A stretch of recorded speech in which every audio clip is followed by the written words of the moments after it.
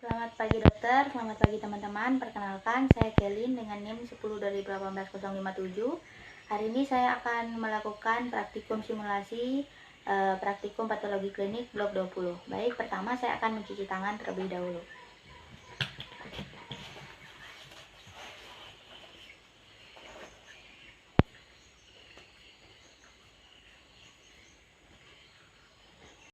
Baik, saya akan melakukan pemeriksaan urin pertama secara makroskopik.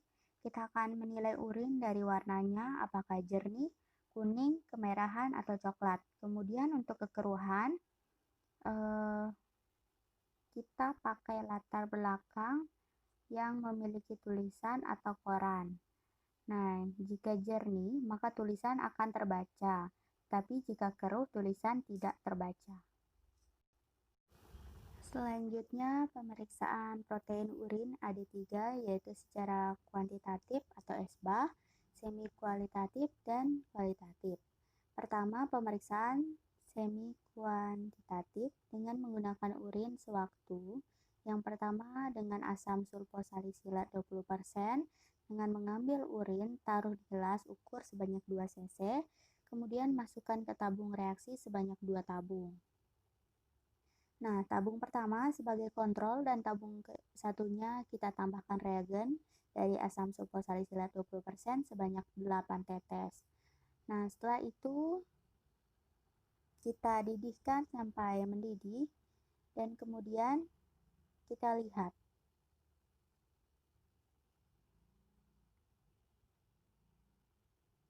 Apabila tidak keruh, maka proteinnya negatif. Baik, kemudian yang kedua dengan asam asetat 6%, di mana kita menggunakan urin sebanyak 2/3 tabung. Nah, kemudian kita tambahkan reagen asam asetat 6% sebanyak 2-3 tetes. Kemudian kita panaskan lagi di atas tabung spiritus dan bagian bawah sebagai kontrol. Jadi jangan dipanaskan. Kemudian kita lihat apabila keruh maka proteinnya negatif. Nah, selanjutnya yang ketiga pemeriksaan secara kuantitatif atau SBAH dengan menggunakan urin 24 jam, di mana urin akan kita isi sampai batas U.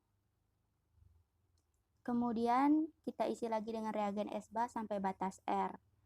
Nah, setelah itu kita diamkan selama 24 jam apakah ada pengendapan atau tidak. Contohnya pengendapan protein 2 gram dan urinnya 2 liter. Maka hasil protein 4 gram per 24 jam. Nah, untuk laporan proteinnya sendiri, ini contohnya sendiri tidak perlu.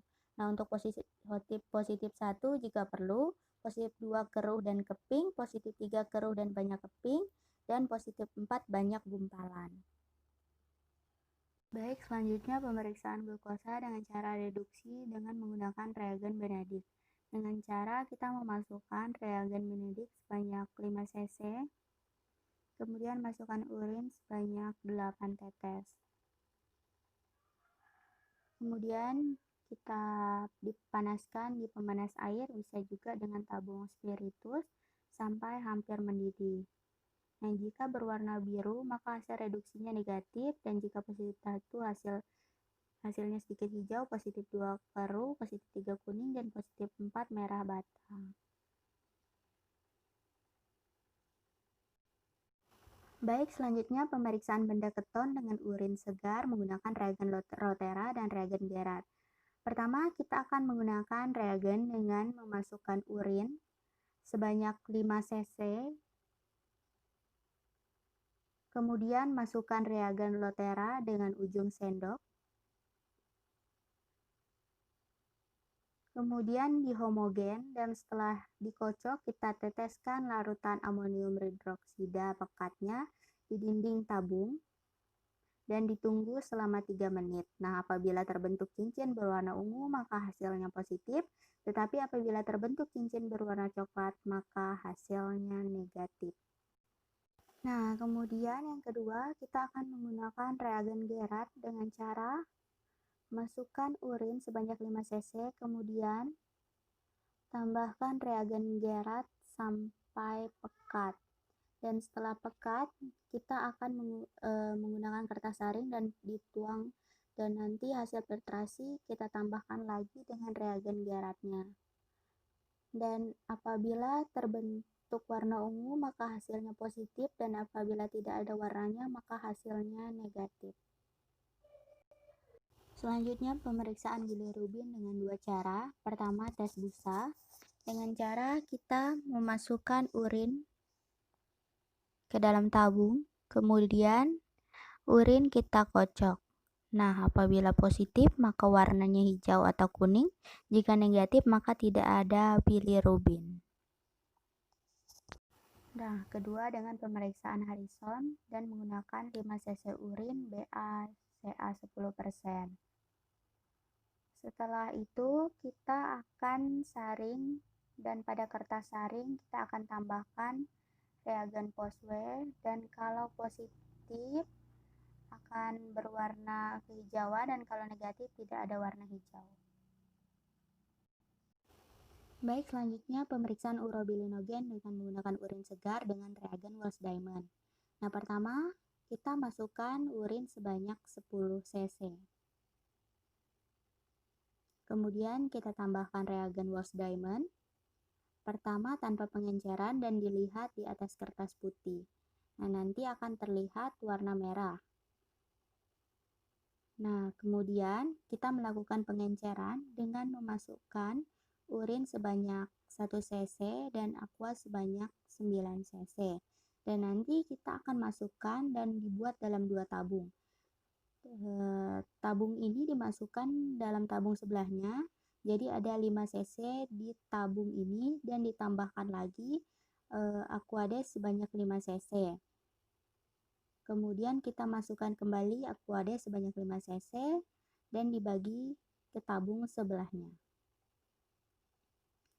Dan kita masukkan kembali Aquades 5 cc seperti itu sampai selanjutnya maka terjadi pengenceran, yaitu 1/10, 1/20, 1/40, 1/80, 1/60. Nah, selagi lakukan pengenceran, kita masukkan ke setiap tabung yaitu reagen Wells Diamond. Nah, setelah dimasukkan, kita akan melihat di atas kertas putih. Nah, contohnya di terakhir yaitu 1/20, maka urobilinogennya positif di 1/20. Pemeriksaan urobilinogen dengan menggunakan urin sewaktu dengan reagen Schlesinger. Nah, pertama kita masukkan urin sebanyak 5 cc, kemudian lugol beberapa tetes untuk oksidasi urobilinogennya. Nah, kemudian kita masukkan Schlesinger sebanyak 5 cc, kemudian kita saring, dan setelah disaring pada filtrasi ini kita lihat dengan menggunakan kertas karbon. Nah, jika hasilnya negatif tidak ada fluoresensi, jika positif 1 fluoresensi hijau, dan jika positif 2 fluoresensinya akan berwarna terang. Baik, selanjutnya pemeriksaan sedimen urin dengan urin sebanyak 7-8 cc. Lalu kita masukkan ke dalam tabung dan dibuat 2 tabung, kemudian ditaruh di semiview secara seimbang sebelah kiri dan kanan selama 5 menit. Nah, setelah 5 menit kita tunggu 5-10 menit lalu kita keluarkan. Nah, di sini kita akan menggunakan teknik naktif, yaitu teknik tanpa pewarnaan. Lalu kita buang cairannya dan masih ada sisa endapan setengah cc. Ini kemudian kita ambil endapannya lalu diteteskan di objek gelas dan digoreskan pada objek gelas, lalu kita tutup dengan koper gelas dan lihat di bawah mikroskop dengan cara diafragma ditutup dan kondensor diturunkan dengan pembesaran objektif 10 kali untuk melihat sedimen dan epitel, sedangkan pembesaran objektif 40 kali untuk melihat eritrosit, leukosit, dan jenis silinder. Baik, selanjutnya pemeriksaan pemakatan urin dengan prinsip batasi cairan yang masuk sehingga air teratasi, sehingga ADH akan meningkat dan bahan yang perlu kita siapkan adalah urin 24 jam dengan 4 bagian dengan pengawet. Pertama, urin 7 sampai 11, kemudian jam 11 sampai 15, kemudian 15 sampai 19, dan urin 19 sampai jam 7 pagi besoknya. Nah, kemudian ada urinometer dan gelas ukur. Nah, pertama kita masukkan seluruh sampel urin ke dalam gelas ukur.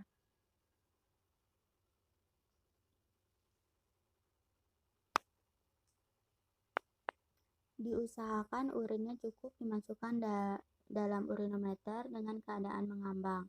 Dan kita masukkan sambil diputar.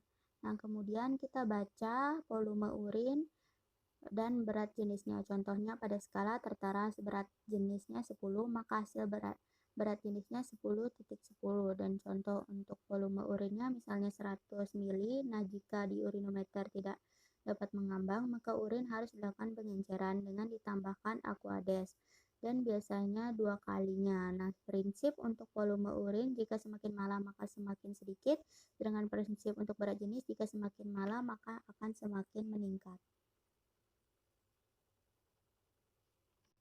Baik, selanjutnya pemeriksaan berat jenis urin dengan menggunakan carik celup dan urinometer. Di sini ada sampel urin, gelas ukur, dan urinometer untuk mengukur berat jenis. Pertama, masukkan sampel urin ke dalam gelas ukur dan diusahakan volume urinnya cukup dimasukkan ke urinometer dengan keadaan mengambang. Dan jika urinometer tidak dapat mengambang, maka nanti akan dilakukan pengenceran dengan Aquades. Nah, baik, kemudian urinometernya ini ada suhunya. Misalnya di urinometernya 20 derajat, maka kita harus koreksi dulu dengan suhu ruangan. Contohnya, suhu ruangan 26 derajat, maka suhu ruangan dikurangi urinometer, maka 26 dikurang 20, maka hasilnya 6 derajat, kemudian dibagi 3, hasilnya jadi 2. Dan nanti ditambah hasil berat jenisnya. Nah, kemudian selanjutnya kita masukkan urinometer ke dalam gelas ukur sambil diputar untuk meminimalkan adanya busa. Kemudian kita baca skala pada urinometernya. Contohnya pada skala tertera 10, maka berat jenisnya 10.10. Kemudian ditambah dengan koreksi suhu alat dan suhu ruangan sehingga hasil berat jenisnya 10.12. Nah, setelah melakukan pemeriksaan pemakatan urin tadi dengan suhu, kita juga harus koreksi kadar protein dengan kadar glukosa. Baik, selanjutnya pemeriksaan urin dengan carik celup. Dengan cara pertama memasukkan sampel urin ke dalam gelas ukur. Baik, kemudian kita mengambil carik celup dari dalam tabung, kemudian harus langsung ditutup sehingga yang lain tidak teroksidasi. Nah, kemudian kita masukkan sampai batas selama 1 detik sampai semuanya tercelup, kemudian diangkat dan ditiriskan di atas tisu. Dan setelah ditiriskan, nanti kita baca skala yang ada di tabung pertama. Nah, kita baca dari yang cepat berubah yaitu glukosa sampai ke atas yaitu leukosit. Nanti dibandingkan dengan skala yang ada di tabung. Baik, selanjutnya adalah tes kehamilan di mana ada direct dan indirect. Nah, prinsip direct dengan prinsip aglutinasi untuk melihat adanya reaksi antigen dan antibodi. Kemudian yang lain dapat menggunakan insert kit dengan menggunakan strip. Nah, pertama pemeriksaan menggunakan strip dengan cara memasukkan sampel urin dalam gelas ukur. Nah, kemudian kita mengambil strip untuk tes kehamilan. Dan nanti dibaca dalam kemasan sampai batas berapa dan berapa lama untuk membacanya.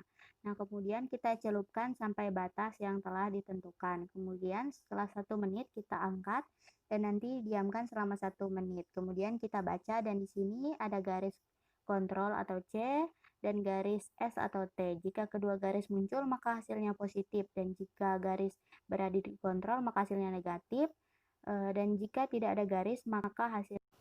Selanjutnya, tes kehamilan dengan metode direct dengan cara melihat atau tidak ada atau tidaknya aglutinasi. Nah, pertama kita tuang urin dalam gelas ukur, kemudian selanjutnya kita membutuhkan pengaduk. Di sini ada kontrol HCG, ada kontrol negatif dengan tutup warna biru dan kontrol positif dengan tutup warna merah.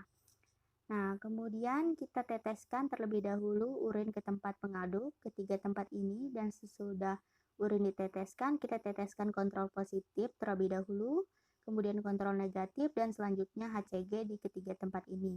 Kemudian kita aduk satu per satu dan dan dilap di tisu. Kemudian akan saya goyangkan. Nah, setelah itu kita lihat ada atau tidaknya aglutinasi. Nah, pada kontrol positif, jika ada aglutinasi, maka akan terlihat titik-titik seperti pasir. Dan jika kontrol negatif, maka tidak ada titik-titik. Nah, jika pada sampel ada titik-titik seperti pasir, maka itu hasilnya positif dan mengandung HCG.